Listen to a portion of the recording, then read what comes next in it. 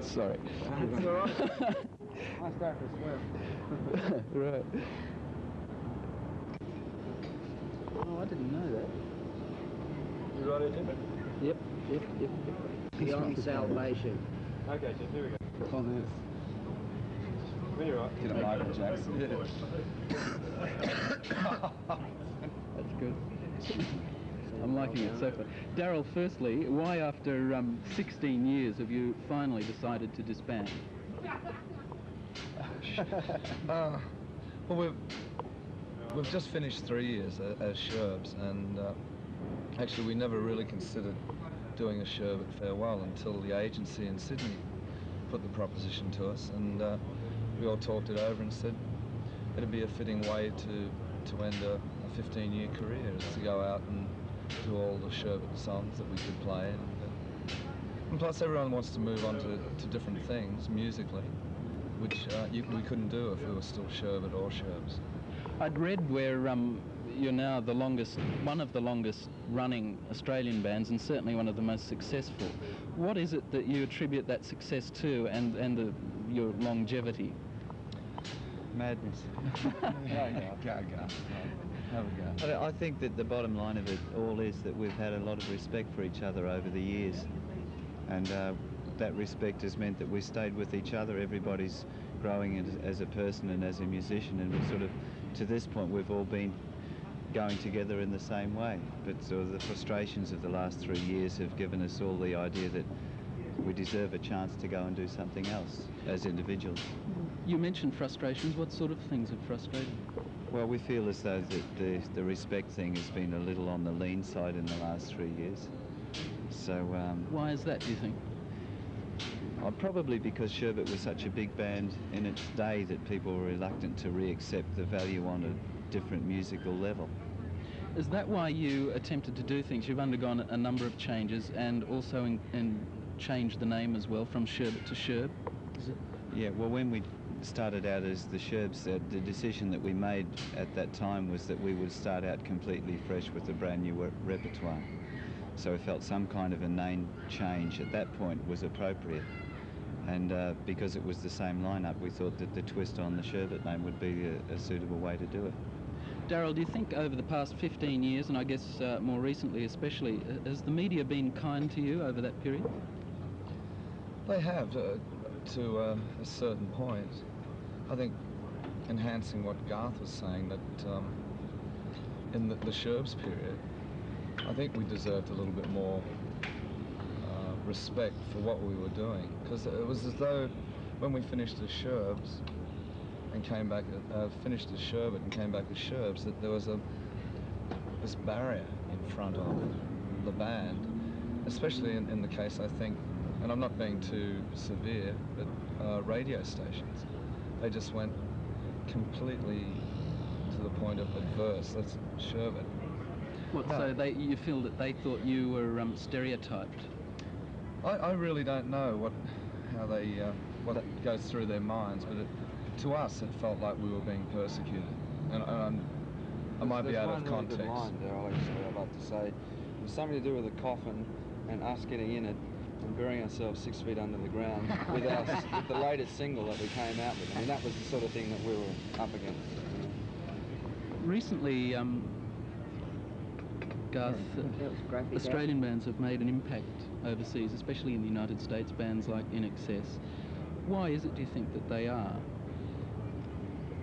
Oh, I mean, Australian bands are coming of age where they've sort of, for some reason, I think it goes back, we're sort of halfway between England and America, and Australia gets the influence of both, and it's emerged musically as its own slant and its own identity, plus the respect of Australian bands and the awareness in America of Australian music and Australia itself, you know. I mean, the Australia Tour and the America's Cup thing, there's a whole new awareness there, and I think the doors are open there a lot more than they used to be. What about your attempts overseas? Well, we haven't been overseas since 1978, simply because we never quite got to the point. The Skill album did really well, and we're almost on the verge of going over, but for all of us it just wasn't quite economically feasible at the time. What do you think of the sort of increasing emphasis on video effects and visual effects with bands? Sometimes I've thought myself that it disguises a lack of talent sometimes, without mentioning bands specifically. But do you agree with that or not? Oh, I guess it can. I mean, it's done wonders for music, I think. It's that is the whole image-making process now. Bands' images are evaluated through videos. Plus, it's a good thing for music. It's opened up a whole new promotional outlet, which really wasn't that available, say, 2 or 3 years ago. How about you, Daryl? Do you think that there is too much emphasis on the video clip? It seems to me that... I think it's another artistic side of which you now have to employ people to do for you. I mean, it's just made it a bit more complicated, but the competitiveness there in music now actually involves that to a large degree. In fact, in some cases, the video, to a certain extent, is more, well, accessible and more important sometimes than the actual song. We've mentioned sort of travelling overseas and that sort of thing and doing tours. What sort of pressures are there on a band and you individually, as individuals, when you do go on tour? Well, this tour in particular, a lot of the burden has fallen on Garth's shoulders because he's taken it upon himself to do, and which we all appreciate, do all the background work and virtually a managerial status for the band. And we are aware of it, but I don't think we're fully aware of the problems that arise from day to day and talking, especially on the phone and liaison with people from different states and that.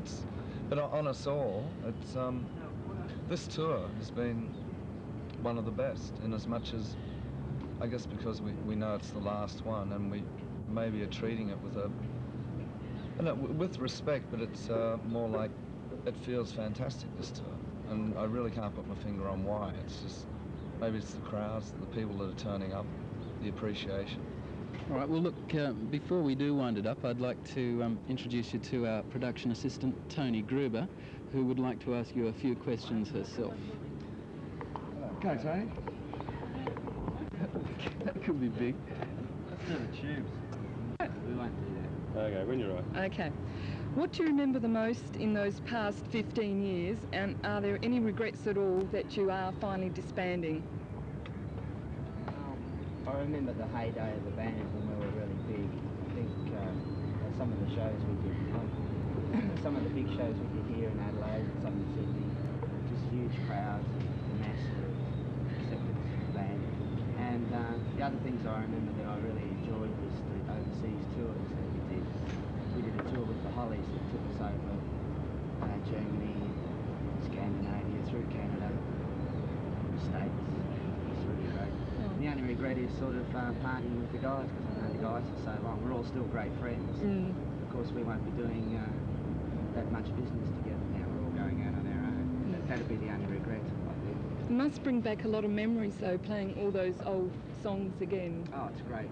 Because we haven't played them for so long. It's so much more fun now for us. Because we were around about 78, we did get sick of playing the old hits. But since we haven't played them for so long, it actually was a nice, fresh approach. What has the crowd reaction been of people listening to your old hits? Oh, it's been great. I mean, it's been really strange actually, because a lot of the crowds we've had, like half the crowd have been very, very young. And I'm sure they don't really know the songs. They just sort of feel like they're great. Of course, the other half are all people that are our age that know the songs really well. They've gone over really well. It's good. Not one at all. Whatever you fancy. You could ask, I think I like the line about the crowds. You can ask Alan about the crowds as well, who, you know... Is there a sense of relief? Oh. When you're right. You're right. Okay. Alan, is there a sense of relief that the on-the-road gigs are now going to be no more? Oh, not really. I really enjoy myself actually on the road. You know, playing night to night, different places, just getting out to the countryside. That doesn't bother you at all? No, it doesn't bother me at all. I'm just trying to pick up the suitcase. As long as I'm willing to do that, I'm fine. Personally, what are you going to be doing now? You're obviously still be in the music industry. Yeah, I'll be staying in music for sure. I think just get with the drums somewhere by myself and just try and improve myself personally. You know, I've been in a band and you give up a lot of time being in a band, personal time. So just going to do a few things on my own for a while and hopefully do sessions around Sydney and wherever, you know, Adelaide. I'll come anyway. Great. Harvey, I've noticed that you've been playing in the Party Boys group. Is that going to be an ongoing thing? No, actually I left that band about 4 months ago, something like that. But apart from that, I play with Richard Clapton most of the time and do his albums and sessions for TV ads and things like that. So I've more or less got my future set up because I've been out of the band for about 2 years now. So I was more or less forced to go out and find out other things to do.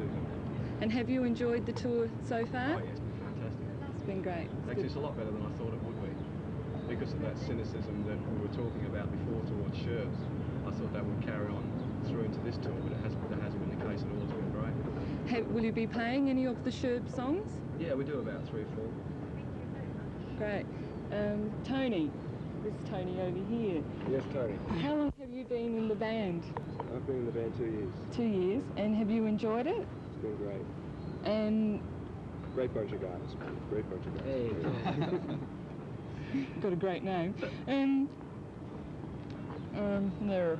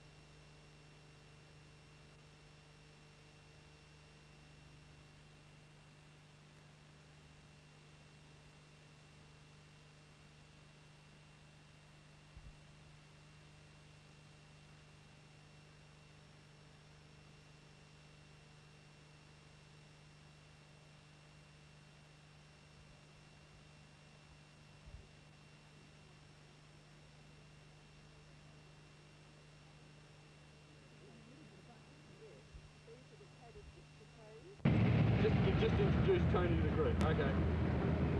Okay, so I'd like to introduce. Your flies under. I'd like to introduce you to Tony Gruber, and here she is now. What do you remember the most in those past 15?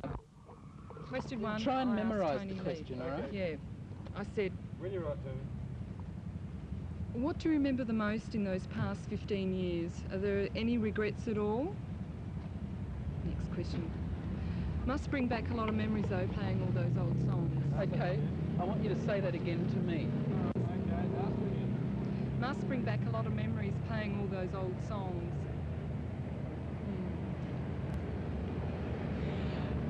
All right. Alan. Then I asked Alan over here. Alan, is there a sense of relief now that the band is finally disbanding? Okay, ask it again. I didn't ask that question, wrong question. I said, sense of relief now that the on-things are now going to be no more. And look at me when you ask it. Yeah. Okay. Is there a sense of relief that the on-the-road gigs are going to be no more? Right. That's easy. Next question. That'll do, won't it? Oh, over here. Yeah, all right. Next question was over here. Just do it.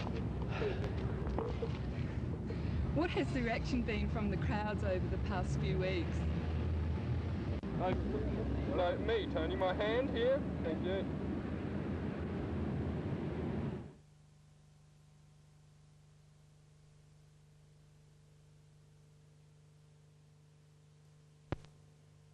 Well, after the wine and the food, now as promised, the music. What Goes Fizz has had one of the longest and most successful careers in Australian show business and will have its last hurrah in Adelaide this week. Well, Oz rock fans will have guessed it, Sherbet. And the band's just made a farewell single, and to coincide with its release, the band has also started a final national tour. Reporter Tim Graves and Tony Gruber caught up with them today.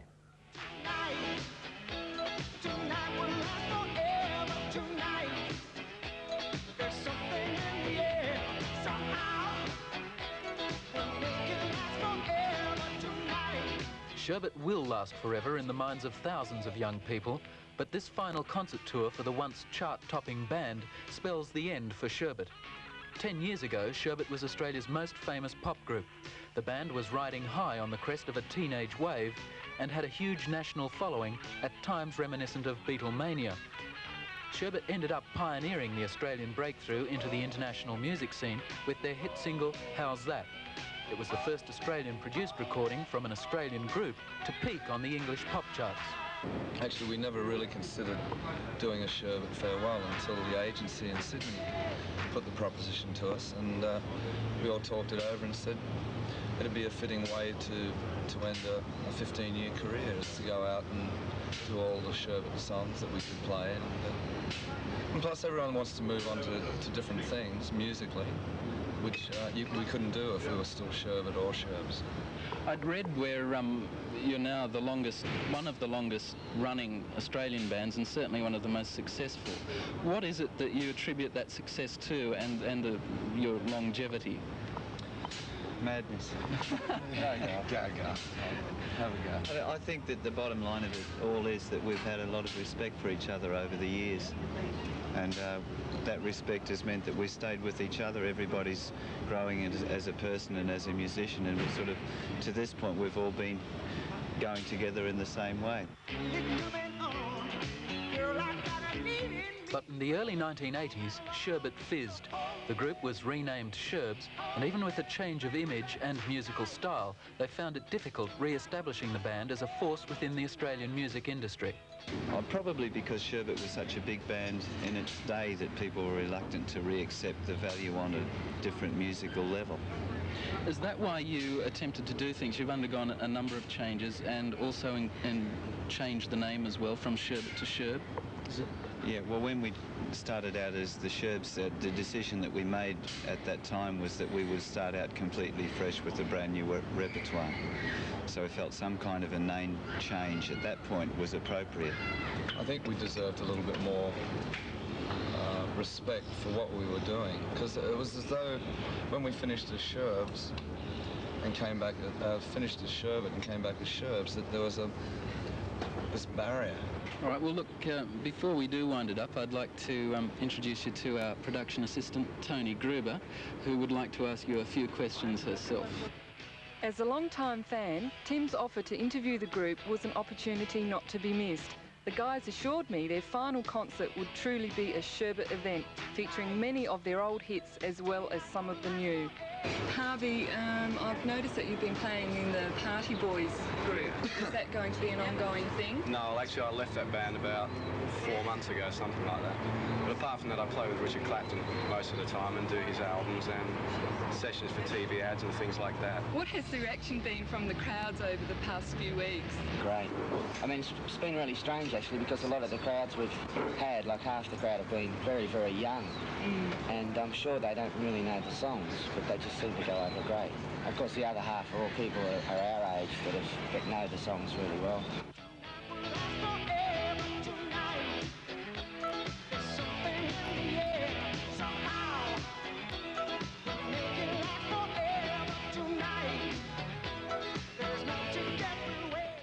Well done, guest interviewer Tony Gruber. Sherbet tonight at the South Adelaide Footy Club, Friday night the Old Lion, Saturday at the Findon, and for country viewers, the Ranch at Murray Bridge on Sunday and the Bridge Hotel at Mildura on Monday. Finally, a word of encouragement for the muscular dystrophy lads. Their marathon is on tonight at Regency Park Centre for the young disabled. Good luck.